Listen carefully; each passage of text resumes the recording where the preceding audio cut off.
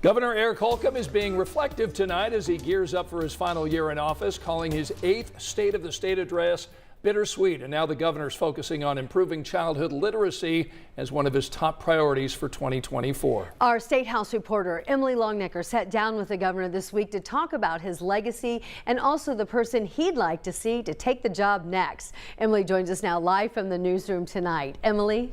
Well, Ann and Scott, Governor Holcomb told me he'll miss the relationships he's made during his time as governor, but said first, there's still a lot of work to do.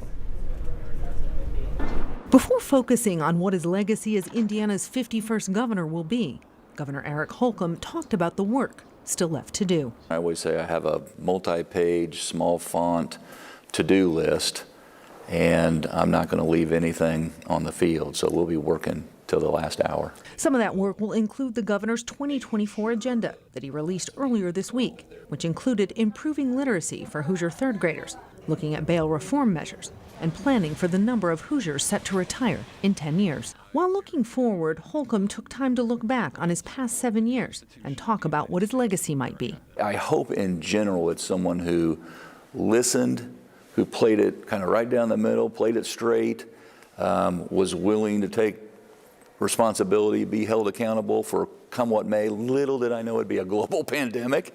That certainly, whether I like it or not, will be part of the legacy. Another part of that legacy could end up being Boone County's LEAP district.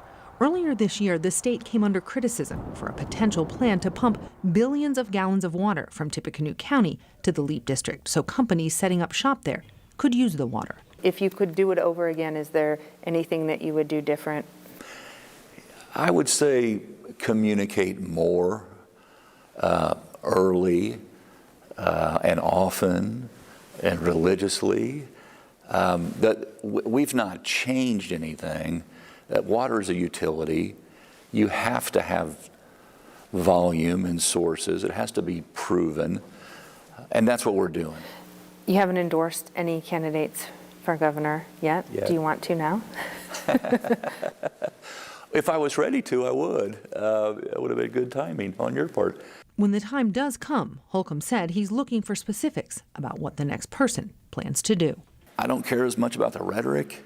I care a lot more about the results, and that means show me your plan, and that's what I would endorse if I do. So what will life look like when he shuts off the lights and turns over the key to that next person and becomes Eric Holcomb, private citizen? I'll probably take my time and be a little picky. If I've earned anything, it's that.